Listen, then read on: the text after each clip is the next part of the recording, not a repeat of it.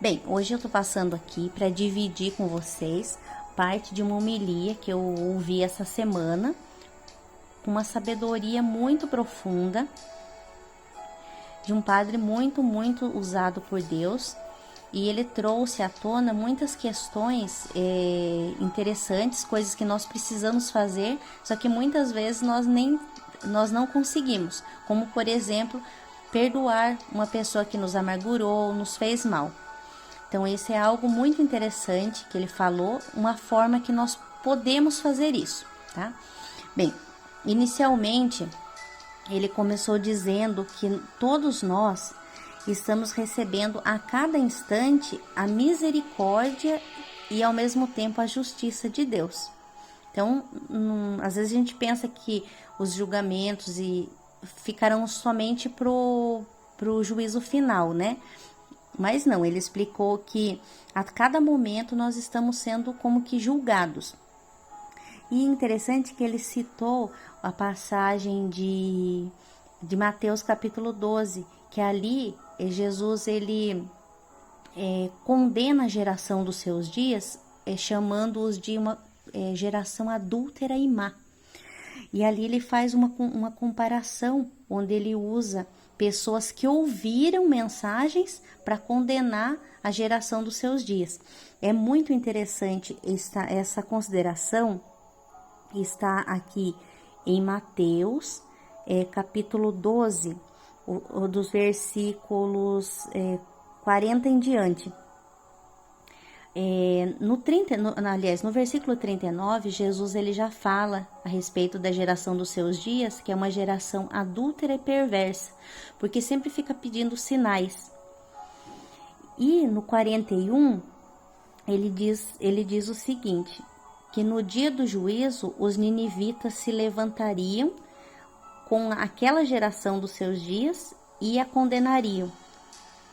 Porque os ninivitas fizeram penitência quando Jonas falou. Aí Jesus complementa, mas alguém maior do que Jonas está aqui. E no 42 ele diz, e no dia do juízo a rainha do sul se levantará com esta geração e a condenará, porque veio das extremidades da terra para ouvir a sabedoria de Salomão. Ora, aqui está quem é mais do que Salomão. Então, olha que interessante. Então, aqui Jesus ele chama a sua geração, a geração dos seus dias, de geração má e adúltera. Porque é uma geração que, embora ela cresceu com os conhecimentos, os judeus eles tinham todos os registros, né, e os conhecimentos dos profetas, enfim, era um povo muito instruído. Mas aqui Jesus ele cita que os ninivitas, a atitude dos ninivitas diante da mensagem de Jonas condenaria a geração dos dias ali dele, dos dias de Jesus. Por quê? Porque a cidade de Nínive, ela era uma cidade perversa. Mas quando Deus enviou Jonas até a cidade de Nínive e ele passou proclamando a mensagem de Deus, a Bíblia é muito clara em dizer que desde o rei, o maior deles até o menor deles, todos ouviram a voz de Jonas e se arrependeram, ali fala, se arrependeram em pó e cinzas. Então eles fizeram penitência, se arrependeram profundamente, embora fossem um povo que não estava acostumados com a lei do Deus verdadeiro, né? Mas eles se arrependeram quando eles escutaram a voz de Jonas. Aí Jesus cita essa passagem e diz, mas alguém maior do que Jonas está aqui. Né? Então Jesus estava falando diretamente àquela geração dele, mas a geração não escutava.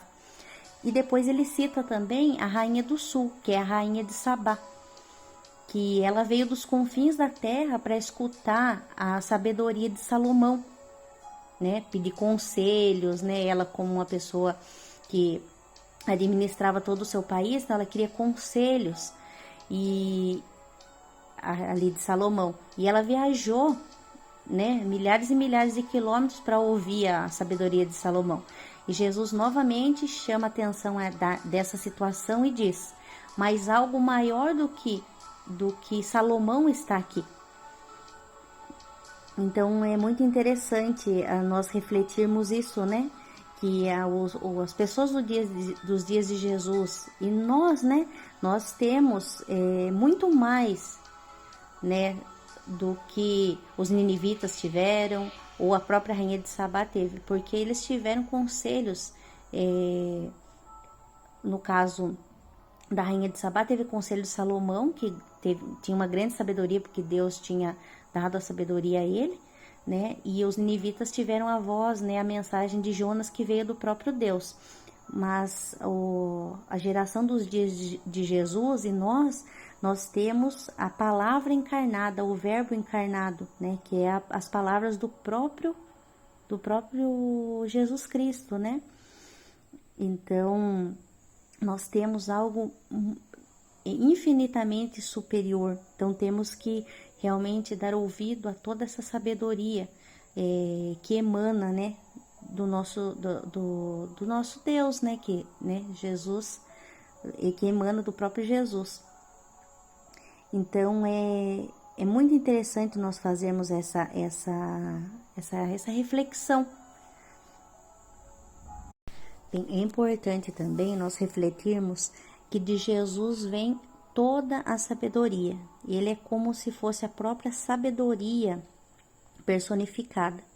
Então, tudo que ele nos fala é para a nossa edificação, né? Para nós crescermos, né? Como cristãos e como humanos, como seres humanos também.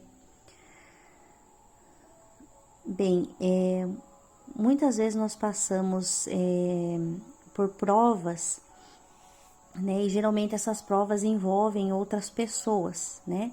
E muitas vezes a determinada pessoa traz muita dor e muita amargura na nossa alma. E geralmente a gente guarda aquilo para dentro de nós e não conseguimos trabalhar aquilo, não conseguimos diluir, né, aquilo que está dentro de nós. E quando a Bíblia diz que nós devemos perdoar ou orar, né, por aquela pessoa, nós temos uma imensa dificuldade, né? Porque aí nós perguntamos, né? Mas como nós vamos orar por alguém que nos fez tão mal, né? Então, muitas vezes nós pedimos para Deus para tirar a amargura, tirar aquela dor do nosso coração, tirar aquele machucado, né? E nós pedimos, mas muitas vezes não conseguimos de imediato. Então, nessa homilia, o padre falou algo muito interessante. Ele nos ensinou a conversar diretamente com Deus e dizer assim, primeiro lembrar dessa pessoa que trouxe grande dor, grande amargura para nós, e depois pedir a Deus, Senhor, dê uma recompensa para essa pessoa. Daí a gente pergunta, mas que tipo de recompensa? É realmente uma recompensa positiva. Para nós pedirmos para Deus para recompensar essa pessoa que nos causou amargura, que nos causou mal. Mas aí vocês podem perguntar, mas como que eu vou pedir isso? Não tem muito sentido. Mas tem sentido sim. Pelo seguinte, ele explicou assim, que nós devemos pedir para que Deus recompense essa pessoa, justamente porque o sofrimento que a pessoa nos trouxe mais próximo de Deus. Aí ele explicou que a graça às vezes vem através de coisas ruins. Então a gente pensa que graça só vem através de coisas boas, mas não, vem através de coisas ruins também. Se aquilo foi usado para nos aproximar de Deus, é uma graça. Então, olha que interessante, se nós tivermos esse olhar positivo diante das dores que nos causam, ou até mesmo das pessoas que nos causaram essas dores, o nosso coração ficará muito mais leve, porque daí nós vamos pedir para Deus recompensar aquela pessoa, não em si pelo mal que nos fez, mas porque aquele mal que a pessoa fez para nós, nos fez nos aproximarmos mais de Deus. E realmente é assim, porque quando a pessoa nos causa mal e ninguém consegue nos compreender, ninguém consegue nos entender, nós vamos diretamente para aquele que é o único que além de nós entende a nossa dor perfeitamente, que é Deus. E ali nós conseguimos né, chorar, abrir o nosso coração, nos derramar, né, nos braços do Pai, né? Então, é muito interessante termos essa visão, porque se nós conseguirmos ter essa visão, vai ficar muito mais fácil de perdoar a pessoa, e vamos ver que nós tivemos um ganho, que foi nos aproximarmos mais de Deus através de uma dor, seja ela qual for.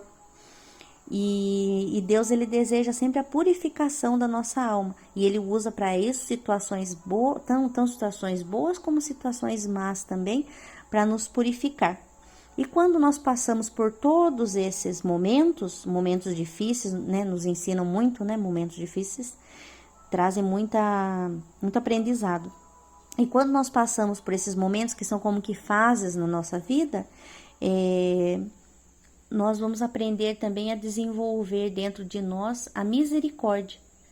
Então, isso é algo muito interessante também, quando nós passamos por tudo isso e conseguimos perdoar outra pessoa.